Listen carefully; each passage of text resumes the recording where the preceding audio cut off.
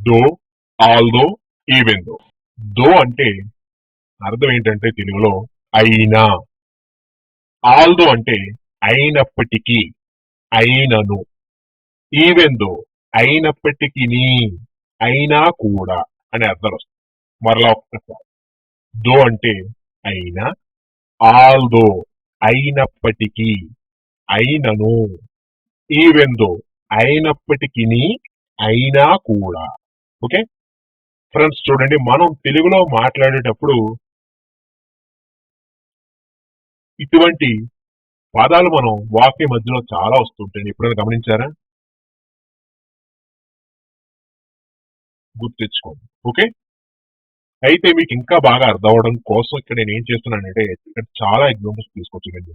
ఎందుకంటే ఇక్కడ మనం ఈ ఒక్క వీడియో నేర్చుకుంటే 3 కాన్సెప్ట్స్ మీకు వచ్చినట్లే. కాబట్టి కొంచెం లెందీగా ఉన్నప్పటికీ కూడా నేర్చుకోండి, ఎందుకంటే మనకి సబ్జెక్ట్ రావడం ముఖ్యం. ఓకే రైట్, వెళ్దామా? ముందుగా మనం దో గురించి తెలుసుకుందాం. అర్థం ఏంటి? అయినా. ఓకే, ఆ తర్వాత ఆల్దో, ఈవెన్ దో అన్ని కూడా ఈ వీడియోలో కాబట్టి జాగ్రత్తగా చూసి తెలుగు అర్థం బట్టి వాటిని ఇంగ్లీష్ లో ఆల్దో వాడాలా, ఈవెన్ దో వాడాలా, దో వాడాలా అని మీ అంతటి మీరే నిర్ణయించుకోవాలి. ఓకే, వెళ్దామా? రైట్. నేను అతన్ని హెచ్చరించాను లేదా హెచ్చరించినా, అతడు నా సలహా పాటించలేదు. ఓకే, మీకు ప్రీవియస్ క్లాస్ నుంచి చెప్పడం జరుగుతుంది కదా, మనం ఇటువంటి పదాలన్నీ కూడా ఒక టెన్స్ ని మరొక టెన్స్ ని కలిపి ఒకే వాక్యంగా చేసి మాట్లాడటానికి, అలానే ఒక హెల్పింగ్ వెర్బ్ ని మరియు ఒక టెన్స్ ని కలిపి ఒకే వాక్యంగా మాట్లాడటానికి కానీ మనకి ఇటువంటి పదాలు ఉపయోగిస్తారని చెప్పాను కదా. అదే విధంగా ఈ 3 పదాలు కూడా అట్లానే ఉపయోగించడం జరుగుతుంది. అయితే ఇక్కడ చూడండి, నేను అతన్ని హెచ్చరించిన, అతడు నా సలహా పాటించలేదు. ఇది చూడటానికి మనకి ఒకే వాక్యం, కానీ ఇది 2 స్ట్రక్చర్ల యొక్క కలయిక. ఓకే, చూడండి, నేను అతన్ని హెచ్చరించిన అనేది ఒక వాక్యంగా, అతను నా సలహా పాటించలేదు అనేది రెండో వాక్యంగా డివైడ్. మొదట వాక్యం చూస్తే నేను అతన్ని హెచ్చరించిన, ఇందులో మనకి తెలియని పదం ఏదైతే ఉందో దాన్ని బయటకు హెచ్చరించిన. ఆ నా అనేది ఇంగ్లీష్ లో ఎలా చెప్పాలో తెలియదు కాబట్టి పక్క చేసేది. ఇప్పుడు చెప్పండి, నేను అతన్ని హెచ్చరించాను. హెచ్చరించిన అంటే ఆల్రెడీ జరిగిపోయింది కాబట్టి నేను అతన్ని హెచ్చరించాను. ఇంగ్లీష్ ఎలా చెప్పాలి? I warned him. ఇప్పుడు సబ్జెక్ట్ ముందు దో పెట్టాలి. నేను అతన్ని హెచ్చరించిన అంటే దో ఐ వార్నడ్ హిమ్. చూసారా, సబ్జెక్ట్ ముందు దో పెట్టడం వలన, తీసేయటం వలన తెలుగు అర్థాలు ఎలా మారుతున్నాయి గమనించండి. తీసేస్తే ఏమైంది? నేను అతన్ని హెచ్చరించాను, ఐ వార్నడ్ హిమ్. ఒకవేళ సబ్జెక్ట్ ముందు చేర్చితే నేను అతన్ని హెచ్చరించాను కాస్త నేను అతన్ని హెచ్చరించిన. చూడండి ఎంత తేడా. నెక్స్ట్, అతను నా సలహా పాటించలేదు. ఎలా చెప్పాలి ఇంగ్లీష్ లో? He did not follow my advice or suggestion. Okay, ఇప్పుడు పూర్తి వాక్యం కలిపి చెప్పండి. నేను అతన్ని హెచ్చరించిన, అతను నా సలహా పాటించలేదు. Though I warned him, he did not follow my advice. చూసారా, కేవలం మీరు దో, ఆల్దో, ఈవెన్ దో అనే పదాలు ఒక వాక్యానికి కలపటం వలన అర్థం ఎలా వస్తుంది, ఆ వాక్యం నుండి తీసేయటం వలన అర్థం ఎలా మారిపోతుందో అనేది దృష్టి పెట్టండి. ఓకే, ఈ కాన్సెప్ట్ మీకు ఇలా అర్థం చేసుకుని మీకు అర్థమైతే కనుక మీరు ఎన్ని వేల వాక్యాలైనా మాట్లాడచ్చు. అది ఏ టెన్స్ కైనా కావచ్చు, ఏ టెన్స్ లో అయినా సరే మీరు మాట్లాడచ్చు. ఓకే, నెక్స్ట్, అతడు ఆమెను ప్రేమిస్తున్నా, ఆమె అతన్ని ప్రేమించడం లేదు. అతడు ఆమెను ప్రేమిస్తున్నా అనేది ఒక వాక్యం, ఆమెను అతన్ని ప్రేమించడం లేదు అనేది రెండో వాక్యం. అతడు ఆమెను ప్రేమిస్తున్నా, ఇందులో మనకి తెలియంది ఏంటి? ప్రేమిస్తున్నా. ఆ నా అనేది తీసేయండి, అప్పుడు ఏమైంది? అతడు ఆమెను ప్రేమిస్తున్నాడు. ఎలా చెప్పాలి ఇంగ్లీష్ లో? He loves her. అంతే కదా. ఇప్పుడు సబ్జెక్ట్ ముందు దో చేయొచ్చు. అప్పుడు ఏమైంది? దో హీ లవ్స్ హెర్ అంటే అతడు ఆమెను ప్రేమిస్తున్నాడు కాస్త అతడు ఆమెను ప్రేమిస్తూ ఉన్నా. చూడండి ఎంత చేంజ్ అవుతుంది తెలుగు వాక్యం అర్థం. నెక్స్ట్ రెండవ వాక్యం ఆమె అతన్ని ప్రేమించడం లేదు. She does not love him. Okay, ఇప్పుడు కలిపి చెప్పండి. Though he loves her she does not love him. Okay, అర్థమవుతుంది కదా. నెక్స్ట్ అతను ధనవంతుడైనా వినయవంతుడు. ముందుగా మొదటి వాక్యం అతడు ధనవంతుడైనా తీసుకుంటే అందులో మనకు తెలియని పాయింట్ ఏంటి? అయినా. ఆ నా తీసిన పక్కకి ఇప్పుడు అతడు ధనవంతుడు ఎలా చెప్తాం ఇంగ్లీష్ లో? He's rich. సబ్జెక్ట్ ముందు దో చేయొచ్చు. దో హీఈస్ రిచ్. అప్పుడు తెలుగు అర్థం ఎలా మారుతుంది? అతడు ధనవంతుడు కాస్త అతడు ధనవంతుడైనా. చూడండి ఎలా చేంజ్ అయింది. నెక్స్ట్ రెండవ వాక్యం వినయవంతుడు. ఎవరు? అతడు వినయవంతుడు అని అర్థం. కాబట్టి హీఈస్ హంబుల్. కలిపి చెప్పండి. Though he's rich he's humble. చూడండి ఇక్కడ మీరు దృష్టిలో పెట్టుకోవాల్సింది ఏంటంటే దో, ఆల్దో, ఈవెన్ దో ఇలాంటి పదాలు మనం మాట్లాడేటప్పుడు వాక్యం మొదట్లో మాట్లాడితే కనుక ఆ వాక్యం మధ్యలో కామ పెట్టాలి మీరు రాసేటప్పుడు ఖచ్చితంగా. ఓకే, మీకు already after, before, as soon as, while, when ఇలా ఈ పదాలు నేర్చుకున్నారు కదా. ఆ వీడియోస్ లో మీకు క్లియర్ గా చెప్పడం జరిగింది. ఒక్కసారి ఎవరైనా సరే ఆ వీడియో చూడకపోతే ఆ వీడియో చూడండి. ఓకే, నెక్స్ట్ అతడు సన్నగా ఉన్నా బలవంతుడు. ఇది కూడా రెండు వాక్యాలు. ఎలా? అతడు సన్నగా ఉన్నా అనేది ఒక వాక్యంగా, బలవంతుడు అనేది రెండో వాక్యంగా డివైడ్ చేయండి. మొదటి వాక్యం చూస్తే అతడు సన్నగా ఉన్నా, ఇందులో మనకు తెలియంది ఏంటి? ఉన్నా. పక్క తీసేది. అతడు సన్నగా ఉన్నాడు ఎలా చెప్తా ఇంగ్లీష్ లో? He is lean. ఇప్పుడు సబ్జెక్ట్ ముందు దో చేస్తాను. Though he is lean. అతడు సన్నగా ఉన్నాడు కాస్త అతడు సన్నగా ఉన్నా. చూడండి ఎలా మారిందో దో చేసుకోవాలని. నెక్స్ట్ రెండో వాక్యం బలవంతుడు. ఎవరా బలవంతుడు? అతడు బలవంతుడు అని చెప్పాలి. కాబట్టి హీ ఈజ్ స్ట్రాంగ్. పూర్తిగా కలిపి చేద్దాం. Though he is lean he is strong. చూసారా, మీరు ఒక్కడే గుర్తుపెట్టుకోవాలి. ఇక్కడ స్టార్టింగ్ లో ఉపయోగిస్తున్నాం మనం ఈ స్ట్రక్చర్ లో ఈవెన్ దో, ఆల్దో, దో. ఓకే, ఏదేమైనా కూడా స్టార్టింగ్ లో వాడుతున్నాం. తెలుగు అర్థాలు బట్టి మనం ఇంగ్లీష్ లో దో, ఆల్దో, ఈవెన్ దో వాడాల్సి ఉంటుంది. నెక్స్ట్ అతను వేగంగా పరిగెత్తిన బస్సు మిస్ అయ్యాడు. ఇది కూడా రెండు వాక్యాలు. అతను వేగంగా పరిగెత్తిన అనేది ఒక వాక్యంగా, బస్సు మిస్ అయ్యాడు అనేది రెండో వాక్యంగా డివైడ్ చేయండి. మొదటి వాక్యం మీరు చూస్తే అతను వేగంగా పరిగెత్తిన, ఇందులో మనకు తెలియని పదం ఏంటి? పక్కా తీసేయండి. పరిగెత్తిన, ఇందులో నా తీసేయండి. అప్పుడు పరిగెత్తడం అంటే అతడు వేగంగా పరిగెత్తాడు. ఎలా చెప్పాలి ఇంగ్లీష్ లో? He Ryan fast. ఇప్పుడు సబ్జెక్ట్ ముందు దో చేర్చండి. దో హీ ర్యాన్ ఫాస్ట్ అంటే అతడు వేగంగా పరిగెత్తాడు కాస్త దో అనేది సబ్జెక్ట్ ముందు చేర్చడం వలన అతడు వేగంగా పరిగెత్తినాగా మారిపోయింది. నెక్స్ట్ రెండో వాక్యం బస్సు మిస్ అయ్యాడు. He missed the bus. కలిపి చెప్పండి. Though he Ryan fast he missed the bus. Next మేము బాగా ఆడినా పోటీలో గెలవలేకపోయాము. ముందుగా మొదట వాక్యం మేము బాగా ఆడినా, ఇందులో మనకు తెలియదు ఏంటి? ఆడినా. ఆ నా అనే దానికి ఇంగ్లీష్ లో ఎలా మాట్లాడాలో తెలియదు. పక్క తీసు. మేము బాగా ఆడాము. ఇంగ్లీష్ ఎలా చెప్పాలి? We played well. ఇప్పుడు సబ్జెక్ట్ ముందు దో చేస్తాం. దో వీ ప్లేడ్ వెల్ అంటే మేము బాగా ఆడాము కాస్త సబ్జెక్ట్ ముందు దో చేర్చడం వలన మేము బాగా ఆడినా. చూడండి అర్థం ఎలా మారిందో. నెక్స్ట్ రెండవ వాక్యం పోటీలో గెలవలేకపోయాం. ఎవరు? మేము పోటీలో గెలవలేకపోయామని అర్థం కదా. కాబట్టి we could not win the match. ఇప్పుడు కలిపి చెప్పాం.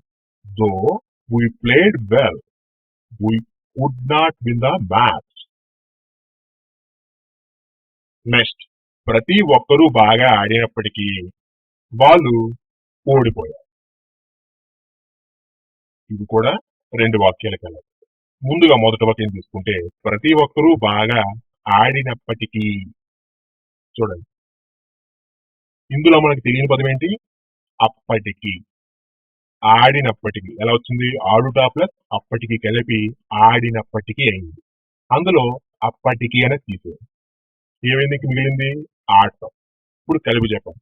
ప్రతి ఒక్కరూ బాగా ఆడారు. ఇంగ్లీష్ లో చెప్పాలి, ఎవ్రీ వన్ ప్లేడ్ వెల్. ఇప్పుడు సబ్జెక్ట్ ముందు దోచే ఆల్ దో బెటర్. ఆల్ దో ఎవ్రీ వన్ ప్లేడ్ వెల్ అంటే ప్రతి ఒక్కరూ బాగా ఆడారు కాస్త ఆల్ దో అనేది సబ్జెక్ట్ ముందు చేర్చడం వలన ప్రతి ఒక్కరూ బాగా ఆడినప్పటికీ, చూడండి ఎలా అర్థం మారింది. నెక్స్ట్, వాళ్ళు ఓడిపోయారు. They lost the game or match. కలిపి చెప్పారు.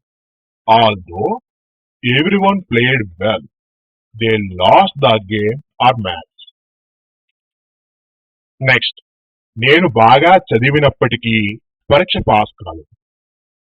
నేను బాగా చదివినప్పటికీ అనేది ఒక వాక్యంగా, పరీక్ష పాస్ కాలేదనేది రెండో వాక్యంగా డివైడ్ చేయండి. మొదటి వాక్యం మీరు చూస్తే ఇందులో మనకు తెలియని పదం ఏంటి? అప్పటికి. పక్క తీసేయండి. ఇంకా మిగిలింది ఏంటి? నేను బాగా చదివాను. ఎలా చెప్పాలి ఇంగ్లీష్ లో? I studied well. ఇప్పుడు ఆ సబ్జెక్ట్ ముందు ఆల్ దో చేస్తాను. All though I studied well. అర్థం ఎలా మారింది? నేను బాగా చదివాను కాస్త సబ్జెక్ట్ ముందు ఆల్ దో చేర్చడం వలన నేను బాగా చదివినప్పటికీగా మారింది. నెక్స్ట్, రెండవ వాక్యం. పరీక్ష పాస్ కాలేదు. ఎవరు? నేను పరీక్ష పాస్ కాలేదు. కాబట్టి I failed in the examination. కలిపి చెప్పండి. Although I studied well, I failed in the examination. Next, నేను బాగా ప్రిపేర్ అయినప్పటికీ నేను ఫెయిల్ అయ్యాను. ముందు మొదటి వాక్యం. నేను బాగా ప్రిపేర్ అయినప్పటికీ. ఇందులో తెలియని పదం ఏంటి? అప్పటికి. పక్క తీసే.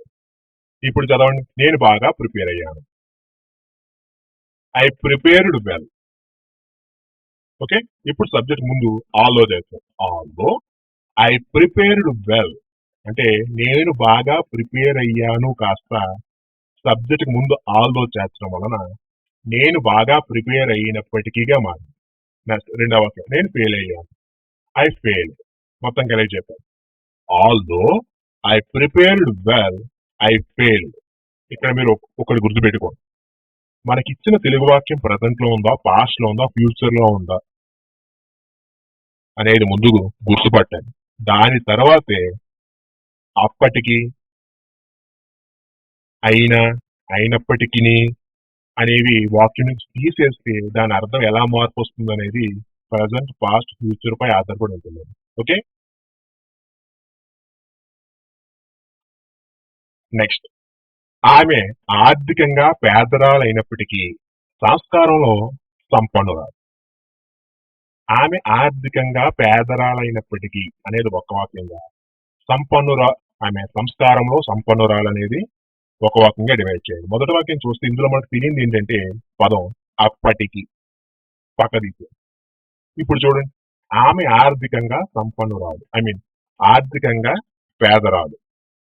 ఎలా చెప్పాలి ఇంగ్లీష్ లో? She is poor in well. Subject ముందు ఆల్దో చేస్తారు.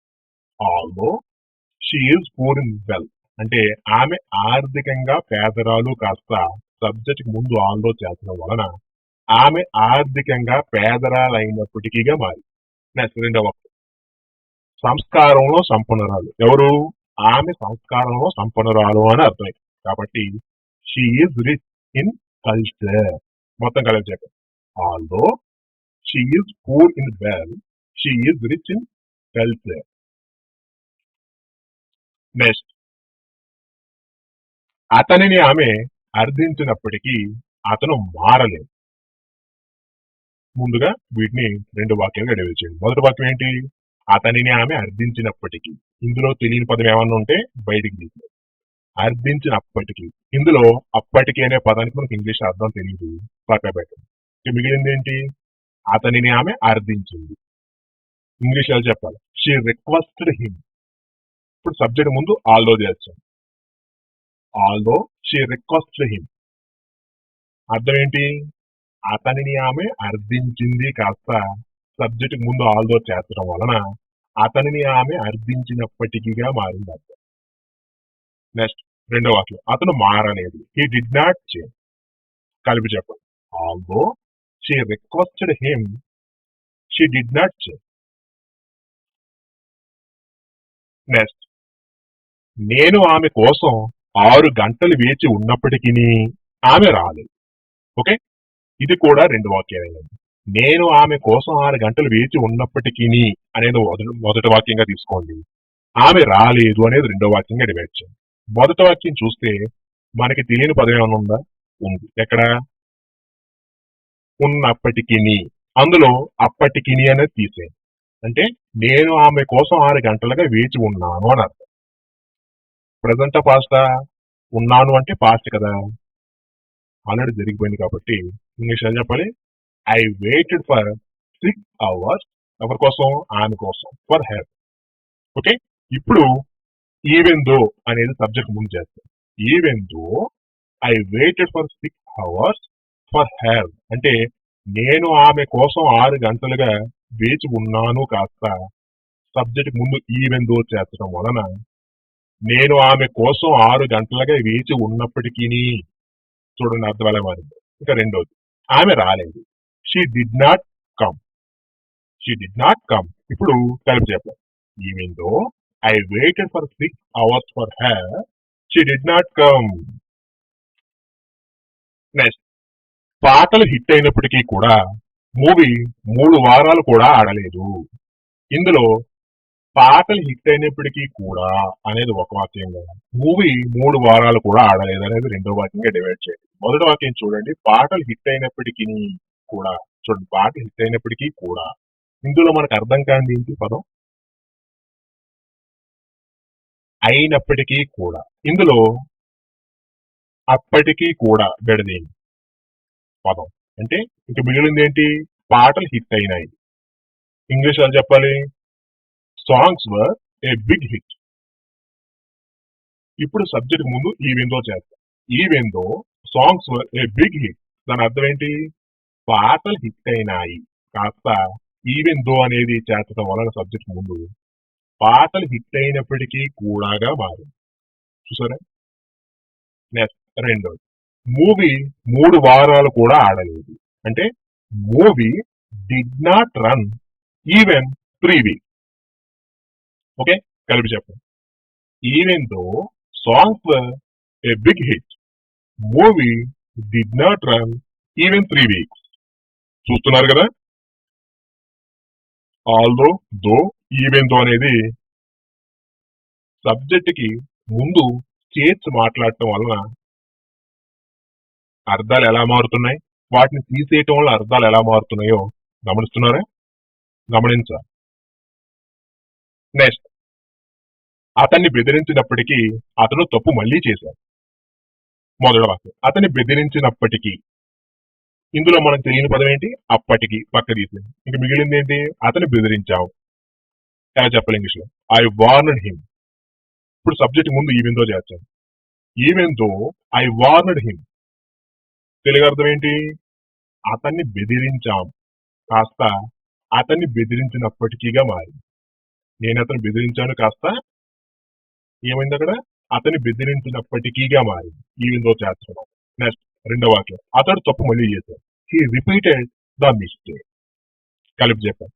Even though I warned him, he repeated the mistake. Next, వర్షం ఎక్కువగా పడుతున్నప్పటికీ కూడా కృష్ణ ఆడుకోవడానికి వెళ్ళాడు. ఇందులో వర్షం ఎక్కువగా పడుతున్నప్పటికీ కూడా అనేది మొదటి వాక్యం, కృష్ణ ఆడుకోవడానికి వెళ్ళాడు అనేది రెండో వాక్యం. మొదటి వాక్యం తీసుకుంటే ఇందులో మనకు తెలియని పదం ఏమన్నా ఉంటే బయటకు తీస్తుంది. ఇందులో తెలియని పదం ఏంటి? వర్షం ఎక్కువగా పడుతున్నప్పటికీ కూడా. ఇందులో పడుతున్నప్పటికీ కూడా అంటే పడుట ప్లస్ అప్పటికీ కూడా కలిపి పడుతున్నప్పటికీ కూడాగా రాస్తున్నాం. కాబట్టి ఆ పడటంలో అప్పటికీ కూడా అనేది వాక్యం ఐ మీన్ ఆ పదాన్ని విడదీశాను. ఇంకా మిగిలింది ఏంటి? వర్షం ఎక్కువగా పడుతుంది అంటే ప్రజెంట్ అన్నమాట, పడుతూ ఉంది. ఎలా చెప్పాలి ఇంగ్లీష్లో? It was raining heavily. అదేంటి పడుతుంది అన్నారు కదా, ప్రజెంట్ కదా అన్నారు కదా, మరి పాస్ట్ చెప్తున్నారు ఏంటంటే చూడండి, రెండో సెంటెన్స్ చూడండి. కృష్ణ ఆడుకోవడానికి వెళ్ళాడు, పాస్టే కదా. అంటే సెంటెన్స్ అనేది రెండు వాక్యాలు కలిపినప్పుడు మొదటి వాక్యం ఎలా ఉందో రెండో వాక్యం ఎలా ఉందో వాటి అర్థంపై ఆధారపడి ఉంటుంది. కృష్ణ ఆడుకోవడానికి ఆల్రెడీ వెళ్ళిపోయాడు, అది నాకు ఎవరో చెప్పారు కాబట్టి అది పాస్టే కదా. కాబట్టి ఇట్ వాజ్ రైనింగ్ హెవీలీ అని చెప్తారు. ఓకే, చూడండి, వర్షం ఎక్కువగా పడుతున్నప్పటికీ కూడా ఎలా వచ్చింది? Even though it was raining heavily. Krishna ఆడుకోవడానికి వెళ్ళాడు. కృష్ణ వెంట్. కృష్ణ వెళ్ళాడు ఎక్కడికి? ఆడుకోవడానికి. To play. Krishna went to play. చూడండి, ఈవెన్ దో తీసేస్తే అర్థం ఎలా మారుతుందంటే వర్షం ఎక్కువగా పడుతుంది లేదా పడింది. వర్షం ఎక్కువగా పడుతూ ఉంది లేదా పడుతుంది, ఏదైనా కావచ్చు. అంటే it was raining heavy. Even though చేర్చండి, అప్పుడు ఎలా మారుతుంది? వర్షం ఎక్కువగా పడుతుంది కాస్త వర్షం ఎక్కువగా పడుతూ ఉన్నప్పటికీ కూడా. చూడండి, సబ్జెక్ట్ ముందు ఈవెన్ దో చేర్చడం వల్ల అర్థం ఇలా మారింది. ఓకే, నెక్స్ట్, నేను నెమ్మదిగా నడిపినప్పటికీ నాకు యాక్సిడెంట్ జరిగింది. ముందుగా మొదటి వాక్యం తీసుకుంటే నేను నెమ్మదిగా నడిపినప్పటికీ, ఇందులో తెలియని పదం ఏంటి? అప్పటికి. పక్క తీసు. నేను నెమ్మదిగా నడిపాను, ఐ వాజ్ డ్రైవింగ్ స్లోలీ. ఇప్పుడు సబ్జెక్ట్ ముందు ఈవెన్ దో చేస్తాను. Even though I was driving slowly అంటే నేను నెమ్మదిగా నడిపాను కాస్త నేను నెమ్మదిగా నడిపినప్పటికీగా మారింది. ఎలాగా? ఈవెన్ దో సబ్జెక్ట్ నుంచి చేస్తాం మనం. నెక్స్ట్ రెండో వాక్యం, నాకు యాక్సిడెంట్ జరిగింది, I met with an accident. కలిపి చెప్పండి, even though I was driving slowly I met with an accident. Next, ఎన్నో సార్లు ఓటమిని చూసినప్పటికీ రవి ఇంకా ప్రయోగాలు చేస్తున్నాడు. ఇందులో కూడా రెండు వాక్యాలే ఉన్నాయి. ఎన్నో సార్లు ఓటమిని చూసినప్పటికీ అనేది మొదటి వాక్యం తీసుకోండి, రవి ఇంకా ప్రయోగాలు చేస్తున్నాడు అనేది రెండో వాక్యంగా తీసుకోండి. మొదటి వాక్యం చూస్తే ఇందులో మనకు తెలియని పదం ఏమైనా ఉంటే పక్కన తీసేయండి. తెలియని పదం ఏంటి? చూసినప్పటికీ. అందులో అప్పటికి అనేది పక్క తీసేయండి. ఇంకా మిగిలింది ఏంటి? ఎన్నో సార్లు ఓటమిని చూశాడు అంటే Ravi faced many failures.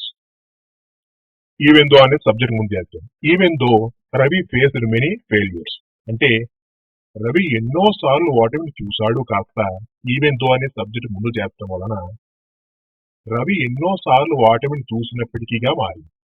Next, Ravi ఇంకా ప్రయోగం చేస్తున్నాడు అంటే రవి ఈజ్ ఎక్స్పెరిమెంటింగ్ స్టిల్ అని చెప్తాం. ఓకే, అర్థమవుతుంది కదా? అది ప్రజెంటా, పాస్టా, ఫ్యూచరా అనేది ముందు ఒక అవగాహన రావాలి. ఆల్రెడీ టెన్స్ నేర్చుకున్నాం కాబట్టి మనకి తెలుసు. నెక్స్ట్, ఆమెకు నేను చాక్లెట్ ఇచ్చినప్పటికీ ఇంకా ఏడుస్తుంది. ఇందులో కూడా రెండు వాక్యాలు. ఆమెకు నేను చాక్లెట్ ఇచ్చినప్పటికీ అనేది ఒక వాక్యంగా, ఇంకా ఏడుస్తుంది అనేది రెండో వాక్యంగా డివైడ్ చేయండి. మొదటి వాక్యం మీరు చూసినట్లయితే ఇందులో తెలియని పదం ఏదైనా ఉంటే దాన్ని బయటికి తీసేయండి. ఇందులో తెలియని పదం ఏంటి? ఆమెకి నేను చాక్లెట్ ఇచ్చినప్పటికీ. ఇందులో ఇచ్చి ప్లస్ అప్పటికి. అప్పటికి అనేది పదము నాకు తెలియదు కాబట్టి పక్క తీసేస్తున్నాను. ఇక తెలిసింది ఏంటి? ఆమెకి నేను చాక్లెట్ ఇచ్చాను. ఎలా చెప్పాలి ఇంగ్లీష్ లో? I gave her A chocolate. ఇప్పుడు సబ్జెక్ట్ ముందు ఈవెన్ దో చేస్తాను. Even though I gave her A chocolate అంటే ఆమెకు నేను చాక్లెట్ ఇచ్చాను కాస్త ఈవెన్ దో అనే సబ్జెక్ట్ ముందు చేర్చడం వలన ఆమెకి నేను చాక్లెట్ ఇచ్చినప్పటికీ. చూడండి ఎలా మారింది. నెక్స్ట్ రెండో వాక్యం, ఇంకా ఏడుస్తుంది, షీ ఈజ్ స్టిల్ క్రయింగ్. కలిపి చెప్పండి, even though I gave her A chocolate she is still crying. Next, ఎన్నో అనారోగ్య సమస్యలు ఉన్నప్పటికీ అతను పొగ త్రాగుతున్నాడు. ముందు మొదటి వాక్యం, ఎన్నో అనారోగ్య సమస్యలు ఉన్నప్పటికీ అంటే ఇందులో నాకు తెలియని పదం ఏంటి? అప్పటికి. పక్క తీసాను. ఎన్నో ఆరోగ్య సమస్యలు ఉన్నాయి. ఎలా చెప్పాలి? ఈ ఫేస్డ్ మెనీ హెల్త్ ప్రాబ్లమ్. అతనికి ఎన్నో ఆరోగ్య సమస్యలు ఉన్నాయి. ఇప్పుడు ఈవెన్ దో చేస్తాను సబ్జెక్ట్ ఈవెన్ దో ఈ ఫేస్డ్ మెనీ హెల్త్ ప్రాబ్లమ్స్ అంటే అతడికి ఎన్నో ఆరోగ్య సమస్యలు ఉన్నాయి కాస్త అతడికి ఎన్నో ఆరోగ్య సమస్యలు ఉన్నప్పటికీ చూడండి ఎలా మారిందో ఈవెన్ దో అనేది సబ్జెక్ట్ ముందు చేస్తున్నాడు. నెక్స్ట్ రెండో వాక్యం అతను పొగ త్రాగుతున్నాడు. హీఈస్ స్మోకింగ్ కలిపి చెప్పండి even though he faced many health problems he's smoking. Next ఎన్నో విజయాలు సాధించినప్పటికీ కృష్ణ ఇంకా కష్టపడుతూ ఉన్నాడు. అంటే కృష్ణకి ఎన్నో విజయాలు వచ్చాయి, ఇంకా కృష్ణ కష్టపడుతున్నాడు. ఓకే, ఇప్పుడు దీన్ని ఇంగ్లీష్ చెప్పాలి. ముందుగా దీన్ని రెండు వాక్యాలుగా పెడతాయి.